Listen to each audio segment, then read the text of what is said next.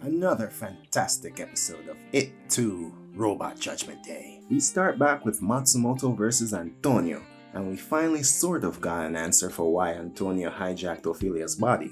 Antonio's mission was to support Ophelia in her mission, and he thought that she wasn't doing her mission well enough, so he decided to do it himself and wore her like a glove. Now that's not the truth, but that's what he said at first. With him saying that, this episode was made into a refutation of an argument I've been making since episode 2.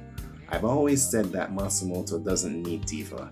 He is so advanced that he can just save the future by himself. The relationship between Ophelia and Antonio is my argument come to life. As Matsumoto said, Antonio is a reflection of what could have been, because originally I thought that Matsumoto chose the mission over his partner. But he didn't. He chose both. He's dealing with Antonio on a roof, but he also sent some cubes to rescue Diva from Kakitani. Apparently he has hundreds of the cubes just laying in wait. He did all of this because Matsumoto's mission isn't just to save the future, it's to save the future with his partner. That begs the question though. At the start of this arc, when Matsumoto said he did not want Diva to be a part of this mission, was he going against his overall mission for the sake of Diva? Because that seems like a pretty human thing to do. So Antonio remotely controls his old body and uses it to attack Matsumoto in a battle reminiscent of Pokemon. Matsumoto tries to defend himself, but he can't do it at 100% because he has rationed off a portion of his energy towards rescuing Diva. Speaking of, Diva finally gets the one-on-one with Kakitani, the conversation I always wanted, or at least it's the best I'm gonna get. So personally, I'm gonna sum this up as Kakitani is just crazy. Kinda crazy, kinda extreme. His reasoning for his actions don't make a lot of sense to me, but I'm gonna try and make as much sense out of it as I can. I might be wrong, but this is how I interpret it. When Kakitani was young, he had an AI piano teacher that he really cared for.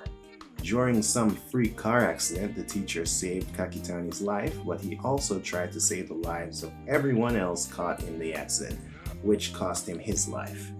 But from Kakitani's warped perspective, the teacher's mission was to teach him piano and to take care of him. The minute he put himself in danger to save others, he was straying from his mission. Kakitani believes that AI doing things outside of their given mission is bad, and that belief was magnified by his teacher's death and became an obsession, which led to the conclusion that AIs need to know their place, and the ones that don't need to be put down. The world is supposed to be one way, but people keep breaking the rules and they're given rules, which throws his interpretation of the world into chaos. But he still wants to know why his teacher tried to save everyone despite his only mission being to teach piano, and why Vivy is trying to save the world when she's only supposed to be singing.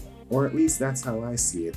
To get this information, he restrained Diva and infected her with a virus that will destroy her current personality, so that Vivy will be revived. But the technology he's using is not technology he's supposed to have. It's tech from the future, which makes me think that someone might have sent their own agent back in time to stop Matsumoto. Or maybe someone's messing with the timeline again. Anyway, Matsumoto gets to Diva just out of time to save her new personality, but still manages to break her free. She jumps through a window to escape, but Kakitani jumps right after her, which I found hilarious. Damn it, man, no means no. This leads to the best fight scene so far in the show that ends in Vivy's victory with a little help from Matsumoto. Simultaneously, as soon as Vivy escaped, Matsumoto was able to put 100% in his rooftop battle and easily came out victorious as well. We find out that Antonio is more twisted than Kakitani because what he really wanted was for Ophelia to sing for him alone, which really doesn't match up with the rest of his actions. So once again, though the outcome is basically the same, the mission is accomplished. Kind of, a little bit, but not really. Now with the new Diva dying, she performs one last song, and at the same time has a conversation with Vivy in their thought palace, encouraging her. I'm gonna miss her. I sort of liked her better, but I'm glad we got the old Vivy back, and I want to see how she'll deal with the current situation. Because now, in more ways than one, she's on the main stage.